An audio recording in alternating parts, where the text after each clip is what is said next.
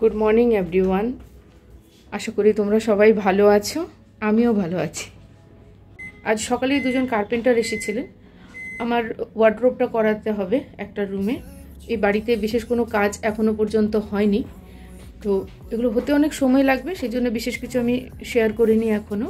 Breakfast করলাম একদম special স্টাইলে, মুড়ি, সিঙ্গাড়া, তেঁতুলের মিষ্টি চাটনি, দই, শসা আর ভুজিয়া। এটা কোনো সময় ট্রাই করে দেখো, খুব ভালো লাগে। একদম ভেলপুরি, আমাদের নিজস্ব ভেলপুরি। ব্রেকফাস্ট করেই আবার যেতে হবে কিচেনে। আজকে বানাবো চিলি ফ্লেক্স। এটা কাশ্মীরি মির্চ কিনে এনেছিলাম, ওটা থেকেই বানালাম এটা। দুটো শাড়ি অর্ডার করা ছিল, তোমাদের কাছেই খুলে দেখাবো এখন। দুটোই কাঁথা স্টিচ, তসরের ওপরে কাঁথা ছিল। শাড়িগুলোর দাম খুব বেশি নয়, ভালোই ছিল শাড়িগুলো, খারাপ না, বেশ ডিজাইনগুলো তো বেশ ভালো। কাপড়টা আমার মনে হয় আর একটু বেটার হলে পারতো, কিন্তু দাম অনুযায়ী ঠিকই আছে। পুরোটাই হাতের কাজ, কাঁথা স্টিচ, জানো তোমরা। তোমাদের কেমন লাগলো শাড়িগুলো জানিও, কোন শাড়িটা বেটার লাগছে, ব্লুটা নাকি আগে যেটা দেখলাম রেডটা। সেদিন তোমাদের দেখিয়েছিলাম, এই যে সেদিন তো কিছুই করতে পারিনি, আজকে ওগুলোকে একটু গুছিয়ে নেব। কয়েকটা গিফট পাওয়া শাড়ি আছে এগুলো, এটা আমি নিজেই কিনেছিলাম। এটা লিনেন, এটা হচ্ছে লিনেনের শাড়ি। এটা ভীষণ ভালো শাড়িগুলো। সালোয়ার কামিজের পিস, কালারটা খুব ভালো লেগেছিল। এগুলো কটনের পিস, এটা 3 পিস আছে পুরো, এটাও এটাও। এই কাপড়গুলো এত সফট যে বলার কিছু নেই, ভীষণ ভালো। এটা একটা মাহেশ্বরী, এটাও একটা স্যুট পিস। যেটা এটা কটনের, আর বাকি দুটো যেটা আছে ওড়না আর কুর্তা, এটা হচ্ছে মাহেশ্বরী, মানে ফ্যাব্রিকটা। এটা একটা সেমি পাইঠানি, এটা আমি কিনেছিলাম। কালারটা খুব রিফ্রেশিং লেগেছিল, তো এই আর কি। এই যে এটা একটা আঁচলটা। এগুলো আমারই শাড়ি, আমার পুরনো শাড়ি। এটা আমার গৃহপ্রবেশে আমার বন্ধু দিয়েছিল আমাকে। এটাও একটা গিফট পাওয়া শাড়ি, এটা আমার এক বোন দিয়েছিল। এটা এই লাল ঢাকাই, একসময় ভীষণ শখ ছিল আমার লাল রঙের ঢাকাই কেনা, তো দুটো তিনটে আমি কিনে ফেলেছি। তো এটা একটা, যেটার মধ্যে একদম সেলফ ওয়ার্ক, কোনো জরির কাজ নেই, কিন্তু এটা পরতে বেশ ভালোই লাগে আমার। এটা একটা গাদোয়াল, সিল্ক গাদোয়াল। এটা কিনেছিলাম নালিজ থেকে, দিল্লিতে থাকতাম তখন, দিল্লি থেকেই কেনা এটা।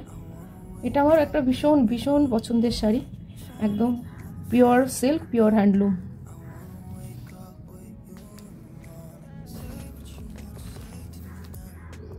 এটা একটা পোচমপল্লী, এটাও খুব ফেভারিট শাড়িটা আমার, ভীষণ ভালো লাগে এটা পরতে।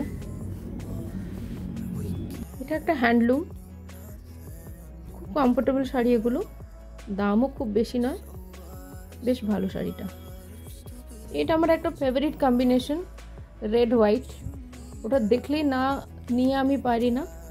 এটা আমার বোন আমাকে দিয়েছিল এর আগের বারে যখন ও এসেছিল এখানে। এটা এখনো পরা হয়নি, ফল পিকো করা হয়ে গেছে কিন্তু পরা হয়নি এখনো। এটা ওই পাঞ্জাবের ফুলকারি, এগুলো মেশিন ওয়ার্ক, এগুলো হ্যান্ডওয়ার্ক নয়। এটা একটা চান্দেরি, এটা আমি গিফট দেব বলে নিয়ে এসেছি। এটাও মলমল, এটাও নতুন, মানে এটা মলমল, এটাও নতুন শাড়ি। এগুলো ভীষণ সফট, এগুলো বলার কিছু নেই। এটা একটা জারদোসি শিফনের ওপরে, এটা পুরো হাতে করা কাজ। এটা আমার খুবই ভালো লাগে, এই শাড়িটা আমার ভীষণ ফেভারিট শাড়ির মধ্যে পড়ে একটা। নিয়েছিলাম আমি নালিজ থেকে, দিল্লি থেকে। এটা একটা গাছি তসর শাড়ি, মধুবনী বলে একটা বুটিক থেকে নিয়েছিলাম। ওই দিদি আমাদের কাছে শাড়ি নিয়ে আসতো তখন। এখন সেই বুটিক আছে কিনা আমার আর জানা নেই। সেই সময় ওর কাছ থেকে অনেক শাড়ি কিনেছিলাম, সব শাড়িগুলোই ভীষণ সুন্দর ছিল। পরে দেখাবো তোমাদের, আমি জানি না এখন ওই বুটিকটা আছে কি নেই। এটা একটা এমন শাড়ি যেটা যে কোনো সময় পরা যেতে পারে। এটা একটা জারির তসর, এটা পিওর তসরের উপরে আছে। এটা আমি কাউকে গিফট দেবো বলে এনেছিলাম, কিন্তু আমি যেদিন এখান থেকে বেরিয়ে গেলাম তারপর শাড়িটা এসে পৌঁছালো। ন্যাচারালি আমাকে আর আমি গিফট তো আর দিতে পারলাম না, এটা আমার কাছে এখন থেকে গেছে। দেখা যাক এর ভাগ্যে কি আছে। শুধু এই চেয়ারের মধ্যে যেগুলো ছিল সেই শাড়িগুলো দেখাতে গিয়েই আমার এতটা সময় লাগলো। আবার সেই রান্ধার পরে খাওয়া আর খাওয়ার পরে রাঁধা। টমেটো পোস্ত বেটে নিয়ে ঝিঙে আলু দিয়ে পোস্ত বানাবো, আর এটা ভেন্ডি করব রাত্রের জন্যে। এই যে এটা শর্টকাটে দিয়ে দিলাম রেসিপিটা, আর কী বা দেখাবো, তো রান্নাই দেখাই। কলমি শাক, নুন হলুদ সব দিয়ে করে নিলাম। ওটা কলমি শাক খেতে আমি খুব ভালোবাসি। এদিকে পোস্তর এটাও মোটামুটি হয়ে এসছে। পোস্তটা দিয়ে একটু জল দিয়ে কিছুক্ষণ নাড়াচাড়া করে আবার নুনটা দেখে নেব ঠিক মতো সেদ্ধ হয়েছে কিনা, সেটাও একটু দেখে নিতে হবে। তারপরে একটু কাঁচা তেল দিয়ে এটাকে নামিয়ে নিয়েছিলাম। খাবার রেডি হয়ে গেছে।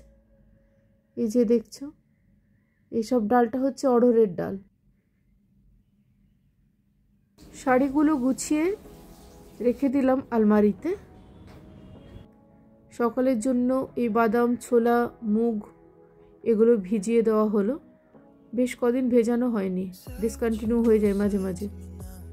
যখনই জায়গা চেঞ্জ হয়ে যায় না, মানে এখান থেকে আমি চলে যাই, তখন এইসবগুলো আবার ভুলে যাই।